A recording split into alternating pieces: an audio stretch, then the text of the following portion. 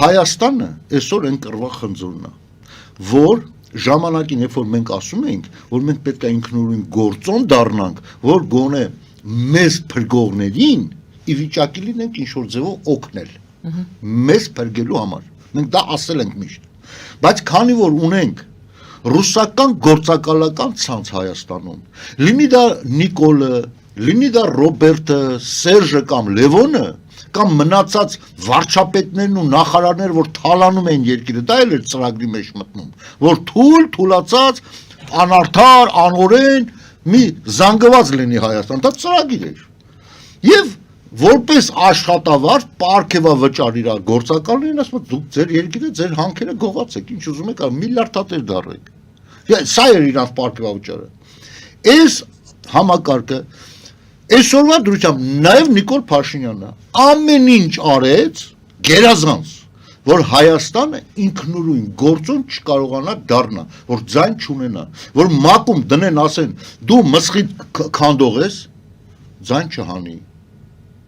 որ Հայաստանը ագրեսորը, ձայն չհանի, հասան իրանց նպատակին, հասկանում եք,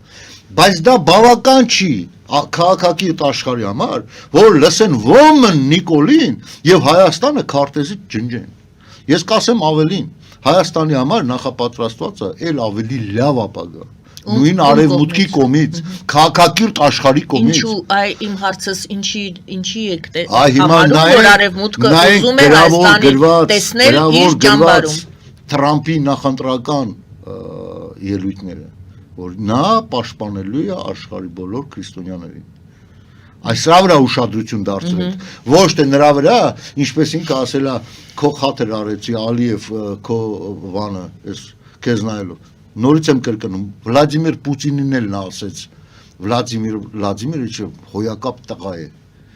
Ես նորից եմ կրկնում, նորից կուզեի Ալիևին էլ ասեր դու հոյակապ տղա ես։ Գուցե ինչ-որ շանս էր տալիս Պուտինին եւ Պուտինը այդ շանսից չօգտվել։ Հիմա նորից եթե նույն գործառույթն է շանս է տալիս Ալիևին, այդ դեպքում այո, դա էլ կա։ Ինչ շանս։ Դա էլ կա։ Ինչն է այստեղ առևտրի պոկել չինական բռնատիրական ռեժիմի ակումբից, պոկել։ Ինքը այդ շանսը տալիս է բոլորին։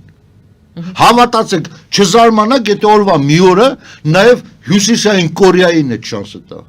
որովհետև ուժեղը միշտ սկզբից շանս է տալի։ Նենք ու թույլ Ռուսաստանի նման, թույլի գերմանացի ֆաշիստների նման Ուկրաինայի վրա ոնց որ գիշերով հարձակվող, չի հարձակվում, նա շանս է տալի։ Նա ասում է, արա, եկեք մարդավարի մոլորակը ապրենք, եկե հասել ենք տեխնիկական զարգացման այս աստիճանի, մարդավարի, սենց կանոններ կան, չէ, ասում եմ, մենք ենք, որ կանք։ Ես եմ, հետո ինձնից հետո իմ տղեն պետք է լինի, իմ տղուց հետո իմ թոռը պետք է լինի։ Եվ ավտոմատ դառնում է ավտորիտար ճամբարում։ Այո, եւ ավտորիտար ճամբարում հայտնվելու պարագայում դու նաև պետք է ապացուցես, որ դու հենց այդ ավտորիտար մարդն ես, դու պիտի արուն թափես, դու պիտի բռնի ուժով սաղին կզսնես, համենայն դեպս քո ժողովրդին, որ հաստատ, դու պիտի ապացուցես դա, որ այդ ճամբարի հարգանքը այո, որ դու մեզանից մեկն ես, այն բանդիտական սխոտկեքը ոնց են, որ նոր անդամը հայտնվում, առաջի սպանությունը ատրճանակը տալիս են ձեռը, ասում են սպանի սրան, սպանես արդեն մերն ես, հաստատ մերն ես։ Սա է պրինցիպը, մեռանք ասելով, չէ, իրանք մակերեսով են այսօրվա հարցադրումից դրդված, Նիկոլը թուրքական գործակալ է, արա մեծագույն, ճանաչված, քաղաքական գործիչներ են ասում, նա թուրքական գործակալ, արա չեք ամաչում, արա, խիեք շեղում, խիեք ձեր են ոչ ու փուչ Ռուսաստանին տես դոշով պաշտպանում, մեռնում եք ասեք, արա, դա ռուսական գործակալ է, ճիշտն ասեք, արա, մարդուն մի անգամ է կյանք տրված, մի անգամ էլ պիտի մեռնի, այդ մեռնելու ընթացքում 5 կիլո ավել միս ինձանից որ կերար, դրանով աստուդեմ, ոչ մի առավելություն չես ունենալու։ Արա ճիշտը խոսացեք, հիմա նայեք, երբ որ արդեն դեմքը պատրվավ, երբ որ ամեն ինչ ասվավ, երբ որ ես անձամբ ես ցույց տվի մի քանի ելույթներում ասեցի ախպեր, եթե արևմտյան գործիչը, արևմտյան Մետա Նիկոլը, ապա Շանխարյան համագործակցության ակումբում ինչ գործ ունի։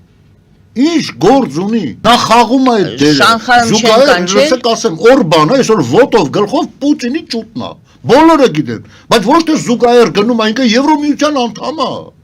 ու Եվրոմիության նիստերին է մասնակցում, խնդիրը ինչ է որ գնում է, Փաշինյանը գտնվում է Պուտինի գրպանում, մենք անգամ Չինաստանի վասալը չենք, հավատացեք,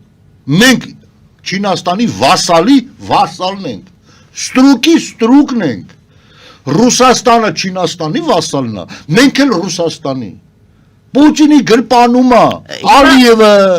Նիկոլ Փաշինյանը, Ալիևը նույնպես։ Այո, իհարկե։ Նորից իրար հետ են, միասին են։ Ինձ համար Այսինքն նորից իրենք չեն միասին, Ալիևը Պուտինի հետ է։ Թող էդի նորություն լինի այն ռուսական կայսրությանը ատամներով պաշտպանողների համար։ Եվ Փաշինյանն էլ է Պուտինի հետ։ Բա իհարկե, պետությունը այսօր այդ բլոկում է, այսինքն պետական մեքենան, ապարատը, բանակը, ղեկավարությունը, որ իրանցն է, արդեն ամբողջը գնում է Էնկոմը որն է։ Դեպի բռնատիրական ռեժիմների, այսինքն ավտորիտար պետություն է դառնում։ Բայց ինչի եմ ես ժողովուրդներին առանձին նշում, որովհետև բացի պետական պայմանագրերից եւ պետական պարտավորություններից կամ գերված լինելուց գոյություն ունի քաղաքակրթական դաշինքներ։ Քաղաքակրթորեն դու որ բլոկի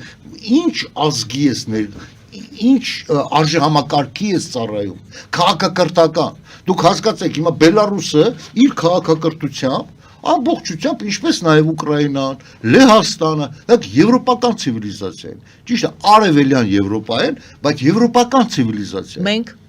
Մենք էլ, ոչ թե մենք էլ, այլ մենք այդ եվրոպական քաղաքակրթության հիմքն ենք հանդիսանում։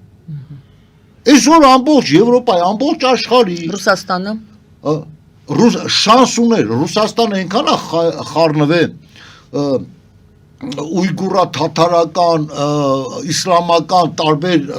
հոսանքներին եւ ինքը ընդունել է կայսրության այդ դերը եւ 50 անում այդ երկու գլուխները որ կան արծիվների,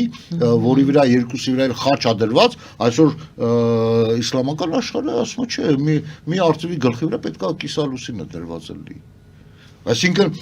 ինքը արդեն սպոնգի նման իր մեջ ներառել է այդ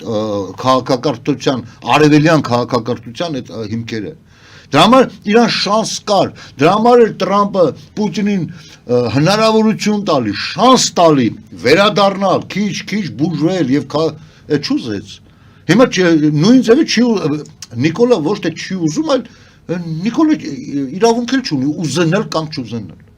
Նիկոլի ուզենալը կապված է մենակ Պուտինի հրանգից, всё։ Նույնը ինչպես որ նաև Ալիևի։